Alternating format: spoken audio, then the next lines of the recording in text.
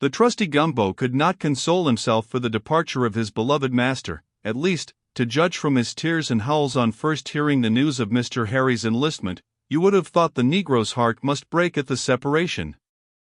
No wonder he went for sympathy to the maid-servants at Mr. Lambert's lodgings. Wherever the dusky youth was, he sought comfort in the society of females. Their fair and tender bosoms knew how to feel pity for the poor African, and the darkness of Gumbo's complexion was no more repulsive to them than Othello's to Desdemona. I believe Europe has never been so squeamish in regard to Africa, as a certain other respected quarter. Nay, some Africans witnessed the Chevalier de St. George's, for instance, have been notorious favorites with the fair sex. So, in his humbler walk, was Mr. Gumbo. The Lambert servants wept freely in his company. The maids kindly considered him not only as Mr. Harry's man, but their brother. Hetty could not help laughing when she found Gumbo roaring because his master had gone a volunteer, as he called it, and had not taken him. He was ready to save Master Harry's life any day, and would have done it and had himself cut in 20,000 pieces for Master Harry, that he would. Meanwhile, nature must be supported, and he condescended to fortify her by large supplies of beer and cold meat in the kitchen. That he was greedy, idle, and told lies, is certain, but yet Hetty gave him half a crown, and was especially kind to him. Her tongue, that was wont to wag so pertly, was so gentle now, that you might fancy it had never made a joke. She moved about the house mum and meek. She was humble to Mamma, thankful to John and Betty when they waited at dinner, patient to Polly when the latter pulled her hair in combing it, long-suffering when Charlie from school trod on her toes, or deranged her workbox, silent in Papa's company. Oh, such a transmogrified little Hetty! If Papa had ordered her to roast the leg of mutton, or walk to church arm in arm with Gumbo, she would have made a curtsy, and said, "Yes, if you please, dear Papa." Leg of mutton! What sort of meal were some poor volunteers having, with the cannonballs flying about their heads? Church! When it comes to the prayer in time of war, oh, how her knees smite together as she kneels, and hides her head in the pew. She holds down her head when the parson reads out, "Thou shalt do no murder," from the communion rail, and fancies he must be looking at her. How she thinks of all travelers by land or by water! How she sickens as she runs to the paper to read if there is news of the expedition! How she watches Papa when he comes home from his ordnance office, and looks in his face to see if there is good news or bad. Is he well? Is he made a general yet? Is he wounded and made a prisoner? Ah me! Or, perhaps, are both his legs taken off by one shot, like that pensioner they saw in Chelsea Garden t'other day? She would go on wooden legs all her life, if his can but bring him safe home. At least, she ought never to get up off her knees until he is returned. "Haven't you heard of people, Theo," says she, "whose hair has grown gray in a single night? I shouldn't wonder if mine did, shouldn't wonder in the least." And she looks in the glass to ascertain that phenomenon. "Hetty dear, you used not to be so nervous when Papa was away in Minorca," remarks Theo. "Ah, Theo! One may very well see that George is not with the army, but safe at home," rejoins Hetty, whereat the elder sister blushes, and looks very pensive. "O fate, if Mr. George had been in the army, that, you see, would have been another pair of boots." Meanwhile, we don't intend to harrow anybody's kind feelings any longer, but may as well state that Harry is, for the present, as safe as any officer of the lifeguards at Regent's Park Barracks. The first expedition in which our gallant volunteer was engaged may be called successful, but certainly was not glorious. The British lion, or any other lion, cannot always have a worthy enemy to combat, or a battle royal to deliver. Suppose he goes forth in quest of a tiger who won't come, and lays his paws on a goose, and gobbles him up? Lions, we know, must live like any other animals. But suppose, advancing into the forest in search of the tiger aforesaid, and bellowing his challenge of war, he espies not one but 6 tigers coming towards him? This manifestly is not his game at all. He puts his tail between his royal legs, and retreats into his own snug den as quickly as he may. were he to attempt to go and fight 6 tigers, you might write that lion down an ass. Now, Harry Warrington's first feat of war was in this wise. He and about 13,000 other fighting men embarked in various ships and transports on the 1st of June, from the Isle of Wight, and at daybreak on the 5th the fleet stood into the Bay of Cancale in Brittany. For a while he and the gentlemen volunteers had the pleasure of examining the French coast from their ships, whilst the commander-in-chief and the commodore reconnoitred the bay in a cutter. Cattle were seen, and some dragoons, who trotted off into the distance, and a little fort with a couple of guns had the audacity to fire at His Grace of Marlborough and the commodore in the cutter. By 2 o'clock the whole British fleet was at anchor, and signal was made for all the grenadier companies of 11 regiments to embark on board flat-bottomed boats and assemble round the commodore's ship, the Essex. Meanwhile, Mr. Howe, hoisting his broad pennant on board the Success frigate, went in as near as possible to shore, followed by the other frigates, to protect the landing of the troops, and, now, with Lord George Sackville and General Dury in command, the gentlemen volunteers, the grenadier companies, and 3 battalions of guards pulled to shore. The gentlemen volunteers could not do any heroic deed upon this occasion, because the French, who should have stayed to fight them, ran away, and the frigates having silenced the fire of the little fort which had disturbed the reconnaissance of the commander-in-chief, the army presently assaulted it, taking the whole garrison prisoner, and shooting him in the leg. Indeed, he was but one old gentleman, who gallantly had fired his 2 guns, and who told his conquerors, "If every Frenchman had acted like me, you would not have landed at Cancale at all." The advanced detachment of invaders took possession of the village of Cancale, where they lay upon their arms all night, and our volunteer was joked by his comrades about his eagerness to go out upon the warpath, and bring in 2 or 3 scalps of Frenchmen. None such, however, fell under his tomahawk, the only person slain on the whole day being a French gentleman, who was riding with his servant, and was surprised by volunteer Lord Down, marching in the front with a company of Kingsleys. My Lord Down offered the gentleman quarter, which he foolishly refused, whereupon he, his servant, and the 2 horses, were straightway shot. Next day the whole force was landed, and advanced from Cancale to St. Malo. All the villages were empty through which the troops passed, and the roads were so narrow in many places that the men had to march single file, and might have been shot down from behind the tall leafy hedges had there been any enemy to disturb them. At nightfall the army arrived before St. Malo, and were saluted by a fire of artillery from that town, which did little damage in the darkness. Under cover of this, the British set fire to the ships, wooden buildings, pitch and tar magazines in the harbour, and made a prodigious conflagration that lasted the whole night. This feat was achieved without any attempt on the part of the French to molest the British force, but, as it was confidently asserted that there was a considerable French force in the town of St. Malo, though they wouldn't come out, His Grace the Duke of Marlborough and my Lord George Sackville determined not to disturb the garrison, marched back to Cancale again, and so got on board their ships. If this were not a veracious history, don't you see that it would have been easy to send our Virginian on a more glorious campaign? Exactly 4 weeks after his departure from England, Mr. Warrington found himself at Portsmouth again, and addressed a letter to his brother George, with which the latter ran off to Dean Street so soon as ever he received it. "Glorious news, ladies," cries he, finding the Lambert family all at breakfast. "Our champion has come back. He has undergone all sorts of dangers, but has survived them all. He has seen dragons, upon my word, he says so." "Dragons! What do you mean, Mr. Warrington?" "But not killed any, he says so, as you shall hear. He writes, 'Dearest brother, I think you will be glad to hear that I am returned, without any commission as yet, without any wounds or glory, but, at any rate, alive and hearty. On board our ship, we were almost as crowded as poor Mr. Holwell and his friends in their black hole at Calcutta. We had rough weather, and some of the gentlemen volunteers, who prefer smooth water, grumbled not a little. My gentlemen's stomachs are dainty, and after bronze cookery and White's kickshaws, they don't like plain sailor's rum and biscuit.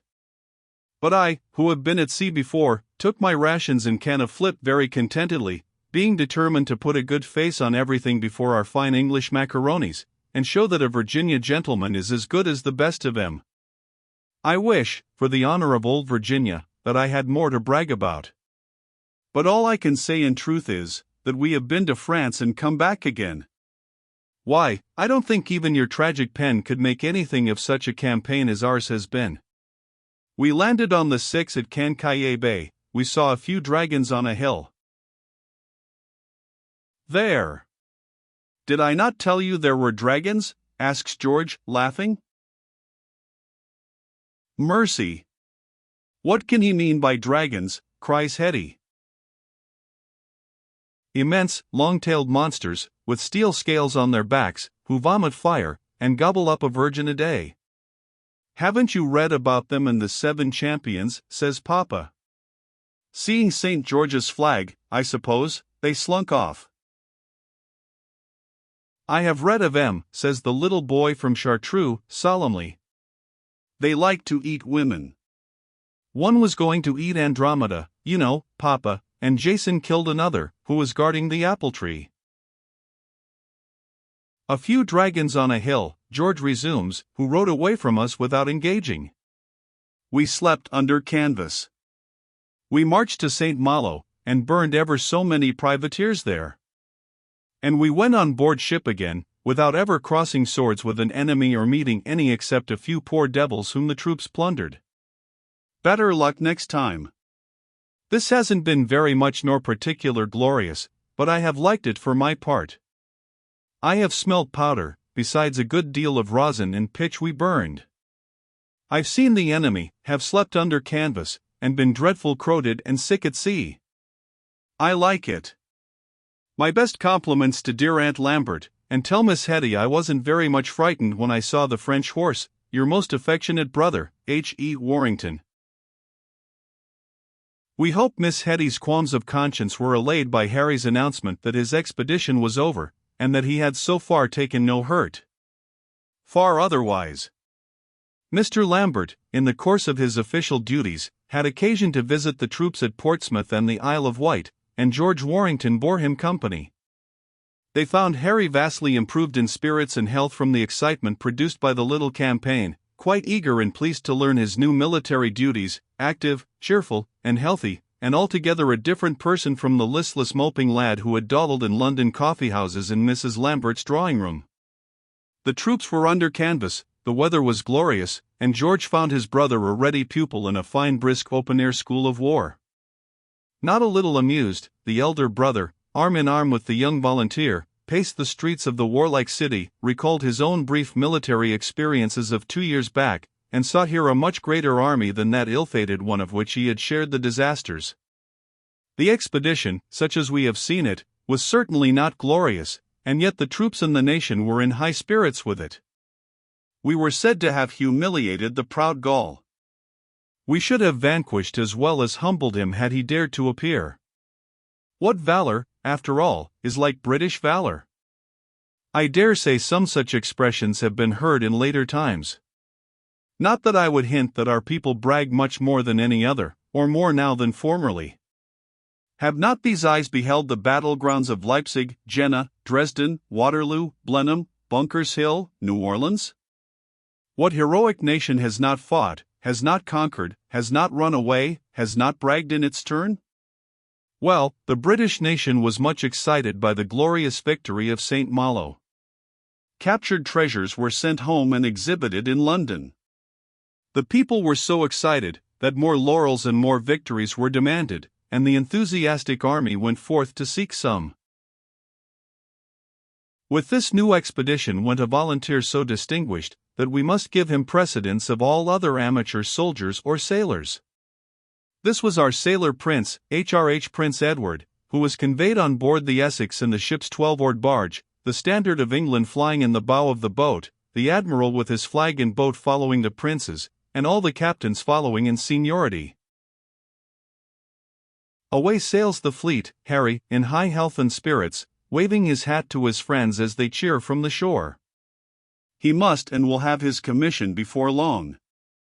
There can be no difficulty about that, George thinks. There is plenty of money in his little store to buy his brother's ensigncy, but if he can win it without purchase by gallantry and good conduct, that were best. The colonel of the regiment reports highly of his recruit, men and officers like him. It is easy to see that he is a young fellow of good promise and spirit. Hip, hip, huzzay! What famous news are these which arrive 10 days after the expedition has sailed? On the 7th and 8th of August His Majesty's troops had effected a landing in the Baie de Marais, 2 leagues westward of Cherbourg, in the face of a large body of the enemy. Awed by the appearance of British valor, that large body of the enemy has disappeared. Cherbourg has surrendered at discretion, and the English colours are hoisted on the 3 outlying forts. 27 ships have been burned in the harbours, and a prodigious number of fine brass cannon taken. As for your common iron guns, we have destroyed likewise the basin, about which the Mounseers bragged so, and the 2 piers at the entrance to the harbour. There is no end of jubilation in London. Just as Mr. Howe's guns arrive from Cherbourg, come Mr. Wolfe's colours captured at Louisbourg. The colours are taken from Kensington to St. Paul's, escorted by 80 lifeguards and 80 horse grenadiers with officers in proportion, their standards, kettledrums, and trumpets.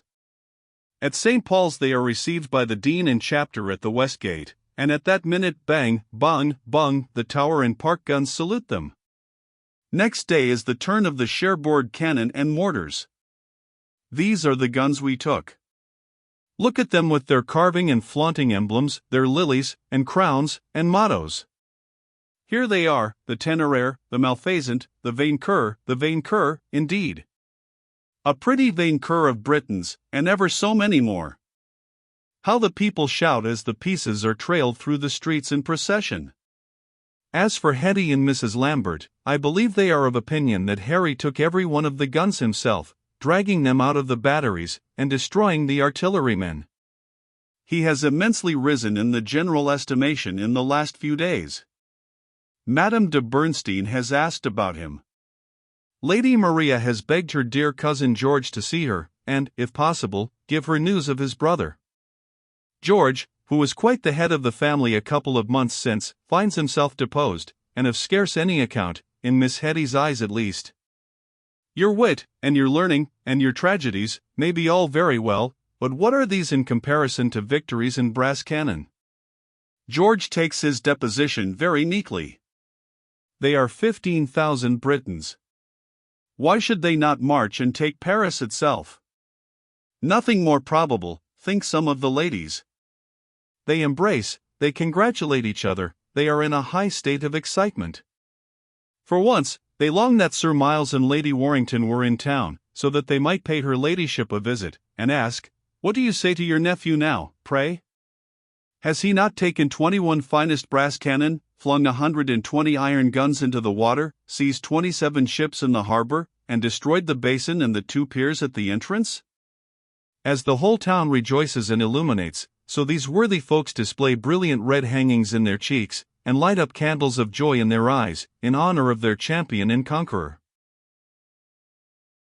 But now, I grieve to say, comes a cloudy day after the fair weather. The appetite of our commanders, growing by what it fed on, led them to think they had not feasted enough on the plunder of St. Malo, and thither, after staying a brief time at Portsmouth and the White, the conquerors of Cherbourg returned. They were landed in the Bay of St. Lunar, at a distance of a few miles from the place, and marched towards it, intending to destroy it this time. Meanwhile the harbour of St. Lunar was found insecure, and the fleet moved up to St. Cass, keeping up its communication with the invading army. Now the British Lion found that the town of St. Malo, which he had proposed to swallow at a single mouthful, was guarded by an army of French, which the governor of Brittany had brought to the succour of his good town, and the meditated coup de main being thus impossible, our leaders marched for their ships again, which lay duly awaiting our warriors in the Bay of St. Cass. Hide, blushing glory, hide St. Cass's day. As our troops were marching down to their ships they became aware of an army following them, which the French governor of the province had sent from Brest. 2/3 of the troops, and all the artillery, were already embarked, when the Frenchmen came down upon the remainder. For companies of the 1st Regiment of Guards and the Grenadier companies of the army faced about on the beach to await the enemy, whilst the remaining troops were carried off in the boats. As the French descended from the heights round the bay, these guards and grenadiers marched out to attack them, leaving in excellent position which they had occupied a great dike raised on the shore, and behind which they might have resisted to advantage. And now, 1,100 men were engaged with 6, nay, 10 times their number, and, after a while, broke and made for the boats with a sauve caput. 700 out of the 11 were killed, drowned, or taken prisoners. The general himself was killed, and, where were the volunteers? A man of peace myself, and little intelligent of the practice or the details of war, I own I think less of the engaged troops than of the people they leave behind. Jack the Guardsman and La Tulipe of the Royal Britannia are face to face, and striving to knock each other's brains out. Bon! It is their nature to like the bears and lions, and we will not say heaven, but some power or other has made them so to do. But the girl of Tower Hill, who hung on Jack's neck before he departed, and the lass at Quimper, who gave the Frenchman his brûle-gueule and tobacco box before he departed on the Noir Trajet. What have you done, poor little tender hearts, that you should grieve so? My business is not with the army, but with the people left behind. What a fine state Miss Hetty Lambert must be in, when she hears of the disaster to the troops and the slaughter of the grenadier companies. What grief and doubt are in George Warrington's breast, what commiseration in Martin Lambert's, as he looks into his little girl's face and reads her piteous story there. How, the brave Commodore, rowing in his barge under the enemy's fire, has rescued with his boat scores and scores of our flying people. More are drowned, hundreds are prisoners, or shot on the beach.